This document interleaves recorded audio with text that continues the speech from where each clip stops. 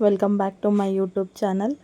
ನಾವಿವತ್ತು ಇಸ್ಕಾನ್ ಟೆಂಪಲ್ಗೆ ಹೋಗ್ತಾಯಿದ್ವಿ. ನಮ್ಮ ಅತ್ತೆ ಬಂದಿದ್ದರು ಬೆಂಗಳೂರಿಗೆ. ಬಹಳ ವರ್ಷನೇ ಆಗಿತ್ತು ಬಿಡಿ ಅವರು ಬಂದಿರಲಿಲ್ಲ. ಹಾಗಾಗಿ ಬಾ ಬಾ ಅಂತ ಫುಲ್ ಫೋರ್ಸ್ ಮಾಡಿ ಕರೆದಿದ್ವಿ. ಹಾಗಾಗಿ ಬಂದಿದ್ದರು. ಅವ್ರು ಇದ್ದಿದ್ದು ಕೂಡ ಏನು 1 ವೀಕ್ ಇರಲಿಲ್ಲ, ಬರೀ 3 ಡೇಸ್ ಇದ್ದಿದ್ದು ಅಷ್ಟೇ. ಹಾಗಾಗಿ ನಾವು ಇಸ್ಕಾನಿಗೆ ಹೋಗ್ಬೇಕಂತ ರೆಡಿಯಾಗಿ ಪ್ಲ್ಯಾನ್ ಮಾಡಿದ್ವಿ. ಅವ್ರು ಲಾಸ್ಟ್ ಟೈಮ್ ಬಂದಾಗೂ ನನಗೆ 4th ಮಂತ್ ಇತ್ತು, ಆವಾಗ ಬಂದಿದ್ದರು ಅವರು. ಈಗ ನನ್ನ ಮಗಳಿಗೆ 2 ಇಯರ್ಸು. ಅವ್ರು ನೋಡೇ ಇರಲಿಲ್ಲ, ಹಾಗಾಗಿ ಕರ್ಕೊಂಡು ಹೋಗಿದ್ವಿ. ಹೋಗ್ಬೇಕಾದಾಗೆಲ್ಲ ಫುಲ್ಲು ನನ್ನ ಮಗಳು ಖುಷಿಯಿಂದ ಹೋಗೋಣ ಹೊರಗಡೆ ಅಂದರೆ ಖುಷಿ ಅಲ್ವಾ ಯಾವ ಮಕ್ಕಳಿಗಾದ್ರೂ ಕೂಡ. ಬೆಂಗಳೂರಲ್ಲಿ ಫುಲ್ಲು ಬಿಲ್ಡಿಂಗು, 3rd ಫ್ಲೋರು, ಕೆಳಗಡೆ ಆಟ ಆಡೋಕ್ಕೆ ಇದೆಲ್ಲ ಪ್ಲೇಸ್ ಇದಾಗಲ್ಲಲ್ವ. ಅದಕ್ಕೆ ಹೊರಗಡೆ ಕರ್ಕೊಂಡು ಹೋದ್ರೆ ಖುಷಿನೇ ಎಲ್ಲ ಮಕ್ಕಳಿಗೂ, ಚಿಕ್ಕ ಮಕ್ಕಳಿಗೆ ಹಾಗೆ ಆ ಥರನೇ ಅಲ್ವಾ. ಮೆಟ್ರೋಗೆ ಹೋಗಿ ಎಲ್ಲ ತೊಗೊಂಡು ಟಿಕೆಟ್ ತೊಗೊಂಡು ರೆಡಿಯಾಗಿ ಹೋಗಿದ್ವಿ. ನಮ್ಮ ಅತ್ತೆ ಯಾವಾಗಲೂ ಸಿಂಪಲ್ಲಾಗೆ ರೆಡಿ ಆಗೋದು. ಬೇರೆ ಸ್ಯಾರಿ ಉಟ್ಕೊರಿ ಅಂದರೆ ಬೇಡ ನನಗಿದೇ ಕಂಫರ್ಟ್ ಐತೆ ಅಂತಂದರೆ ಬೇರೆ ಸ್ಯಾರಿ ಉಟ್ಕೊಳ್ಳಿಲ್ಲ. ಅವ್ರು ಹಂಗೆ ರೆಡಿಯಾಗಿದ್ದರು. ಅಪ್ಪ ಮಗಳು ಫುಲ್ಲೆಲ್ಲ ಝೂಮಾಗಿ ಹೋಗ್ತಾಯಿದ್ವಿ. ಆಮೇಲೆ ಇಲ್ಲೆಲ್ಲ ಫುಲ್ ಮೆಟ್ರೋದಲ್ಲಿ ನೋಡ್ತಾಯಿದ್ರು ಎಷ್ಟು ಬಿಲ್ಡಿಂಗು, ಎಷ್ಟು ದೊಡ್ಡ ದೊಡ್ಡ ಬಿಲ್ಡಿಂಗು. 1 ಇಂಚ್ ಕೂಡ ಜಾಗ ವೇಸ್ಟ್ ಮಾಡಲ್ಲ ಬಿಡು ಇಲ್ಲಿ ಬೆಂಗಳೂರಲ್ಲಿ. ಆ ಥರ ಎಲ್ಲ ಹಂಗೆ ಸುಮ್ಮನೆ ಡಿಸ್ಕಷನ್ ಮಾಡ್ತಾಯಿದ್ವಿ. ಆಮೇಲೆ ಇವಳು ನನ್ನ ಮಗಳಿಗೆ ಫುಲ್ ಹೊರಗಡೆ ಹೋದಾಗೆ ಮುದ್ದು ಜಾಸ್ತಿ ಅವಳಿಗೆ. ಹಾಗಾಗಿ ಅವಳನ್ನ ಅಲ್ಲೇ ರೆಡಿ ಮಾಡ್ತಾಯಿದ್ರು ಅವ್ರ ಅಪ್ಪನ್ನೇ. ಆಮೇಲೆ ಅಲ್ಲೇ ಮಹಾಲಕ್ಷ್ಮಿಗೆಲ್ಲ ಇಳಿದ್ಬಿಟ್ಟು ಹಾಗೆ ವಾಕಬಲ್ ಡಿಸ್ಟೆನ್ಸ್ ಅಲ್ವಾ ಇಸ್ಕಾನ್ ಟೆಂಪಲ್ ಇರೋದು, ಅಲ್ಲಿ ಇಳ್ಕೊಂಡು ಹಾಗೆ ವಾಕಬಲ್ಲೇ ಬಂದ್ವಿ. ಬಂದಾದಮೇಲೆ ಫುಲ್ ಅದೇನೋ ಈಗ ನಾವು 2 ವರ್ಷಕ್ಕಿಂತ ಹಿಂದೆ ನೋಡೋದಕ್ಕೂ ಇವಾಗಕ್ಕೂ ಫುಲ್ ಸ್ವಲ್ಪ ಚೇಂಜಸ್ ಇದೆ. ಸ್ಲಿಪ್ಪರ್ಸಿಗೆ ಟೋಕನ್ ಎಲ್ಲ ತೊಗೊಂಡು ಆಮೇಲೆ ಈ ಥರ ಒಳಗಡೆಯಿಂದ ಬರೋದಿರಲಿಲ್ಲ ಅವಾಗ. ಈಗೇನೋ ಡಿಫ್ರೆಂಟಾಗಿ ಮಾಡೋರೆ. ಹ್ಯಾಂಡ್ ವಾಶ್ ಮಾಡಿಕೊಂಡು ಎಂಟ್ರಿ ಕೊಟ್ವಿ. ಫುಲ್ಲು ಗ್ರೀನಾಗಿ ಎಂತ ಚೆನ್ನಾಗೈತಿ, ಎಷ್ಟು ಚೆನ್ನಾಗಿ ಕಾಣಿಸ್ತೈತೆ ನೋಡು. ಇಲ್ಲೇ ಐತಿ ಮೆಟ್ರೋ ಅನ್ನಂಗೆ ಅನ್ಸುತ್ತೆ, ಎಷ್ಟು ದೂರ ಐತೆ ನೋಡೋದು. ಅಲ್ಲಿಂದ ವಾಕ್ ಮಾಡ್ಕೊಂಡು ನಡ್ಕೊತ ಬರ್ಬೇಕು ಅಂತೆಲ್ಲ ಹಂಗೆ ಮಾತಾಡ್ಕೊತ ಹೋಗ್ತಾಯಿದ್ವಿ. 3 ಟೆಂಪಲ್ ಬರ್ತಾವತ್ತಿದ್ರೆ, ಫಸ್ಟ್ ನರಸಿಂಹ, ಆಮೇಲೆ ಶ್ರೀನಿವಾಸ ದೇವರ, ಆಮೇಲೆ ರಾಧಾಕೃಷ್ಣ ಅಂತೆಲ್ಲ ನಾನು ಹೇಳ್ತಾಯಿದ್ದೆ. ನನಗೆ ನೆನಪಿದ್ದಷ್ಟು ಅಷ್ಟೇ. ಒಂದು ಸ್ವಲ್ಪ ಹೇಳ್ಕೋತ ಮಾತಾಡ್ಕೋತ ಹೋಗ್ತಾಯಿದ್ವಿ. ನಾನು ವೀಡಿಯೋ ಮಾಡೋಕ್ಕೆ ಒಂದು ಸ್ವಲ್ಪ ಹಿಂದೆ ಅದೇ ನನ್ನ ಬಿಟ್ಟು ಮುಂದೆ ಹೋಗ್ಬಿಟ್ಟಿದ್ರು. ಮತ್ತು ಒಂದು ಸ್ವಲ್ಪ ಎಲ್ಲ ನಾನು ವೀಡಿಯೋಗಳು ಮಾಡಿಕೊಂಡು ಮುಂದೆ ಹೋಗ್ತಿದ್ದೆ. ಚೆನ್ನಾಗಿ ಅನಿಸ್ತಾಯಿತ್ತು ಗ್ರೀನಾಗಿ ಎಲ್ಲ. ಏನೋ ನಾವು ಮನೆಯಲ್ಲಿ ಕೂತು ಬೇಜಾರು ಅನಿಸಿತ್ತು. ಅತ್ತೆ ಬಂದಿದ್ದಕ್ಕೆ ನಾವು ಒಂದು ಟ್ರಿಪ್ ಹೋಗಿ ಬಂದ್ವಿ. ಇಲ್ಲೇ ಸಿಂಪಲ್ಲಾಗಿ ಎಲ್ಲ ದೇವಸ್ಥಾನಗಳು ಕವರ್ ಮಾಡ್ಕೊಂಡ್ವಿ. ಫಸ್ಟು ಎಷ್ಟು ಬಿಸಿಲು ಅಂದರೆ ಹೆವಿ ಬಿಸಿಲು ಬಿಡಿ ಅಂತ ಇದ್ರೆ ಅತ್ತೆ ಕೂಡ ಬೆಂಗಳೂರಾಗ ಇಷ್ಟು ಬಿಸಿಲೈತಿ, ನಮ್ಮ ಕಡೆ ಅಂತೂ ಫುಲ್ಲು ಬಿಸಿಲೈತಿ, ಕಾಲಿಡೋಕ್ಕಾಗಲ್ಲ ಅಷ್ಟು ಬಿಸಿಲೈತಿ ಅಂತ ಹೇಳ್ತಿದ್ರು. ಫುಲ್ ದೇವ್ರಿಗೆ ಎಂಟ್ರೆನ್ಸ್ ಕೊಟ್ಟರೆ ಯಾವುದೇ ದೇವಸ್ಥಾನ ಆಗಲಿ ಫಸ್ಟ್ ಕಳಶ ನೋಡಬೇಕು ಮೇಲೆ ಅಂತಂತಿದ್ರು. ಹಂಗೆ ನಾನು ಅದನ್ನೇ ನೋಡ್ಕೋತಾನೆ ಒಳಗೆ ಕೊಟ್ವಿ. ಇಷ್ಟು ಜಾಗ ಹೊರಗೆ ನೋಡಿದರೆ ಸಣ್ಣದು ಅನಿಸ್ತೈತಿ, ಒಳಗೆ ಎಷ್ಟು ದೊಡ್ಡದೈತೆ ನೋಡಿದ್ದು, ಎಷ್ಟು ದೇವರು ಎಷ್ಟು ಚೆನ್ನಾಗಿ ಇದನ್ನು ಮಾಡ್ಯಾರಿ ಅಂತೆಲ್ಲ ಹೇಳ್ತಾಯಿದ್ರು.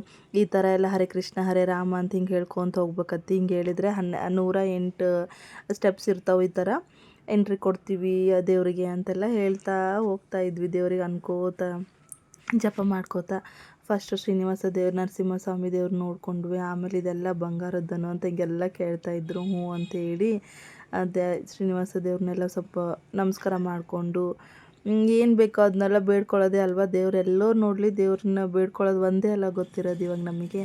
ಹಂಗಾಗಿ ಎಲ್ಲ ಪ್ರೇಯರ್ ಮಾಡಿಕೊಂಡು ಆಮೇಲೆ ಎಂಟ್ರಿ ಕೊಟ್ವಿ ಹೊರಗೆ. ಇದು ಮೇನ್ ಅಲ್ವಾ ರಾಧಾಕೃಷ್ಣ ಟೆಂಪಲಲ್ಲಿ ಇರೋದು ಮೇನು, ಅಲ್ಲಿ ಕೊಟ್ವಿ. ಆದರೆ ಎಲ್ಲರೂ ನಾನು ವೀಡಿಯೋ ಮಾಡಲ್ವೇನೋ ಅಂತ ಅನ್ಕೋತಾ ಇದ್ದೆ. ಏನು ವೀಕ್ ಮಿಡ್ಲಲ್ವಾ, ಅದಕ್ಕೇನಾದರೂ ಸುಮ್ಮನೆ ಇದ್ದರೂ ಏನೋ ಗೊತ್ತಿಲ್ಲ. ಬೇರೆ ಎಲ್ಲರೂ ಅವ್ರಿಗೆ ವೀಡಿಯೋ ಮಾಡ್ಕೋಬೇಕಾದಾಗ ನಾನು ಕೂಡ ಹಂಗೆ ಮಾಡ್ಕೋತಾ ಇದ್ದೆ. ಒಂದು ಸ್ವಲ್ಪ ವೀಡಿಯೋ ಮಾಡಿಕೊಂಡು ಏನು ಎಷ್ಟು ಚೆನ್ನಾಗೈತೆ ಬಿಡು, ನೋಡಬೇಕಾದದ್ದೇ ಇದು. ಯಾರು ಬೆಂಗಳೂರಿಗೆ ಬಂದರೆ ಇದನ್ನು ಮಿಸ್ಸೇ ಮಾಡಬಾರ್ದು. ಇಸ್ಕಾನ್ ಟೆಂಪಲ್ಲು ಒಳಗೆ ಎಷ್ಟೆಲ್ಲ ಚೆನ್ನಾಗೈತೆ ನೋಡು ಅಂತ ಹೇಳ್ತಾಯಿದ್ರು. ಹಂಗೆ ಮಾತಾಡ್ಕೋತ ಹುಡುಗಿಯರಿಗೆ ಮಾತಂತಿದ್ರೆ ಸಾಕಲ್ವ. ನಾನು ನಮ್ಮ ಅತ್ತೆ ಭಾಳ ಮಾತಾಡ್ತೀವಿ. ಹಂಗೆ ಅವ್ರದ್ದು ಇವ್ರದ್ದು ಎಲ್ಲರದ್ದು ಮಾತಾಡ್ಕೋತಾ ಇರ್ತೀವಿ. ಹಾಗೆ ಆಮೇಲೆ ಪ್ರಸಾದದ ಈ ಕಡೆ ಹೋಗ್ಬೇಕತ್ತಿ ಅಂತ ಪ್ರಸಾದದ ಈ ಕಡೆ ಬಂದು ಇಲ್ಲೆಲ್ಲ ಫೋಟೋ ಶೂಟ್ ಮಾಡ್ಕೋತಾ ಇದ್ವಿ. ನಾನು ನಮ್ಮ ಅತ್ತೆದೊಂದು ಫೋಟೋ ತೆಗಿ ಅಂತ ಹೇಳಿದೆ. ನಮ್ಮ ಮನೆಯವರೇ ಅವರೇ ಶೂಟ್ ಮಾಡ್ತಿದ್ದಿದ್ದು. ಅಳ್ಳಾಡಿಸ್ತಾರೆ ಇದನ್ನೇ ಮೊಬೈಲ್ನೇ. 1-2 ಫೋಟೋ ತೆಗೆದ್ರು, ಒಂದು ಸ್ವಲ್ಪ ಸ್ಮೈಲ್ ಕೊಡು ಅಂತ ಹೇಳ್ತಾಯಿದ್ರು.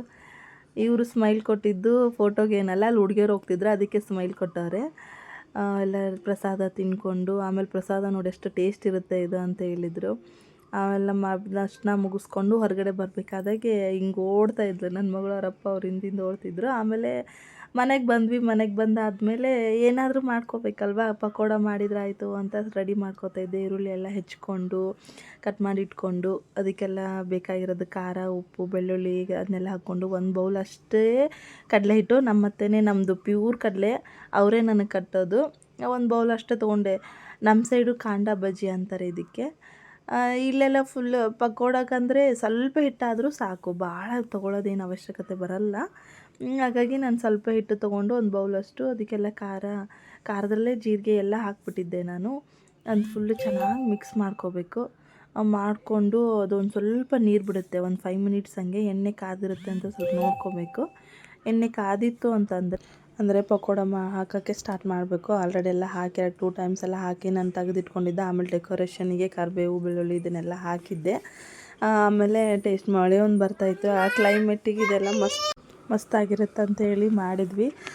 ಮಳೆ ಫುಲ್ ಅಂದರೆ ಫುಲ್ ಜೋರು ಬಿಡಿ ಮಳೆ. ಅಲ್ಲಿ ನಮ್ಮ ಸೈಡ್ ಮಳೆ ಬರ್ತಿಲ್ವಂತೆ, ಮಳೆ ಬರಬೇಕಂತ ಇವಾಗೆ, ಬರ್ತಿಲ್ಲ ಅಂತ ಅಂತಿದ್ರು ಅತ್ತಿ. ಟೇಸ್ಟ್ ಮಾಡಿದರು ಪಕೋಡನೇ, ಚೆನ್ನಾಗಾಗ್ಯವ ಅಂತ ಹೇಳ್ತಾಯಿದ್ರು. ಏನೋ ಒಂದು ಅಡುಗೆ ಮಾಡಿದ್ದಕ್ಕೆ ಚೆನ್ನಾಗಾಗೈತಿ ಅಂತ ಅಪ್ರಿಷಿಯೇಷನ್ ಬಂದರೆ ಅದೊಂದು ಖುಷಿನೇ. ಆಮೇಲೆ ಟೀ ಕುಡಿದು ನಮ್ಮ ಗೊಂಬೆ ಹೊರಗಡೆ ಹೋಗೋಕ್ಕೆ ಏನೂ ಆಗಲಿಲ್ಲ, ಅದಕ್ಕೆ ಗೊಂಬೆ ಜೊತೆನೇ ಆಟ ಆಡ್ತಾಯಿದ್ರು. ಫುಲ್ಲು ಅವಳು ಬುಕ್ಕಿಗೆ ಹೇಳ್ಕೊಡ್ತಾಯಿದ್ಲು ಅವ್ರ ಅಜ್ಜಿಗೆ. ಅದು ಬಟನ್ ಪ್ರೆಸ್ ಮಾಡಿದರೆ ABCD ಅನ್ನೋದು ಅದೆಲ್ಲ ಹೇಳುತ್ತೆ, ಸಾಂಗು ಅವೆಲ್ಲ ಬರುತ್ತೆ. ಆ ಥರದ ಬುಕ್ ಅದನ್ನು ತೋರಿಸ್ತಾಯಿದ್ಲು ಅವ್ರ ಅಜ್ಜಿ ಕೈ ಹಿಡ್ಕೊಂಡು. ABCD ಅಂತ ಹೇಳ್ಕೊಡ್ತಾಯಿದ್ಲು. ಕರೆಕ್ಟಾಗಿ ಹಿಡ್ಕೊತಾ ಇಲ್ಲ ನೀನು ಅಂತೆಲ್ಲ ಹೇಳ್ತಾಯಿದ್ಲು. ಅವ್ರಿಗೆ ಅಷ್ಟು ಖುಷಿ. ಏನೇ ಆಗಲಿ ಚಿಕ್ಕ ಮಕ್ಕಳು ಒಂದು ಏನೋ ಮಾಡಿದ್ರು ಕೂಡ ಖುಷಿನೇ ಅಲ್ವಾ. ಅದಕ್ಕೆ ಅವರು ಫುಲ್ಲು ಇದನ್ನು ಮಾಡ್ತಾಯಿದ್ರು. ಎಷ್ಟು ದೊಡ್ಡೋಳ ಥರ ಆಡ್ತಾಳೆ ನೋಡಿ ಇವಳು, ನಮ್ಗೆ ಇಷ್ಟಿದ್ದಾಗ ಏನೂ ಬರ್ತಾ ಇರಲಿಲ್ಲ ಅಂತ ಹೇಳ್ತಾಯಿದ್ರು. ಅದಕ್ಕೆ ಆ್ಯಪಲ್ಲಿನೇ ಬಿಸ್ಕೆಟ್ ಒಂದು ತಿನ್ನಿಸ್ತಾಯಿದ್ರು ಅವರಪ್ಪ. ಏನೋ ಅವರಿಬ್ಬರು ಜೊತೆನೇ ಒಂದು ಟೈಮ್ ಸ್ಪೆಂಡ್ ಮಾಡೋದು ಅಂದರೆ ಅವ್ರಿಗೂ ಖುಷಿನೇ. ಊರಲ್ಲಿ ಹೋದ್ರೆ ಕೂಡ ಏನರ ಫಂಕ್ಷನ್ ಇದ್ರೆ ಅಷ್ಟೇ ಹೋಗ್ತೀವಿ, ಮತ್ತು ವಾಪಸ್ ಬಂದುಬಿಡ್ತೀವಿ ನಾವು. ಅವ್ರಿಗೆ ಟೈಮ್ ಸ್ಪೆಂಡ್ ಮಾಡೋಕ್ಕಾಗಲ್ಲ ಅಷ್ಟೊಂದು. ಅದಕ್ಕೆ ಇಲ್ಲಿ 3 ದಿನ ಇದ್ದಿದ್ದು, ಅವ್ರು ಭಾಳ ದಿನವೂ ಇರಲಿಲ್ಲ. ಫುಲ್ ಅವ್ರ ಜೊತೆಗೆ ಅಷ್ಟು ಖುಷಿಯಿಂದ ಎಂಜಾಯ್ ಮಾಡ್ತಾಯಿದ್ರು. ಆದರೂ ಕೂಡ ಏನೇ ಹೇಳಿ ನೀವು, ಬೆಂಗಳೂರಲ್ಲಿ ಮಗನ ಮನೇಲಿದ್ದರೂ ಕೂಡ ಎಲ್ಲ ಲಕ್ಷ್ಯ ಅವ್ರ ಊರಲ್ಲಿನೇ ಇರ್ತಿತ್ತು. ಏನು ಮಾಡಿದ್ರು ಏನೋ ಅಂತ ಅಲ್ಲೆಲ್ಲ ಆಂಟಿ ಇದ್ದರು, ಆದರೂ ಅವ್ರಿಗೊಂದು ಮೈಂಡ್ ಇರುತ್ತಲ್ವ, ಹಾಗೆ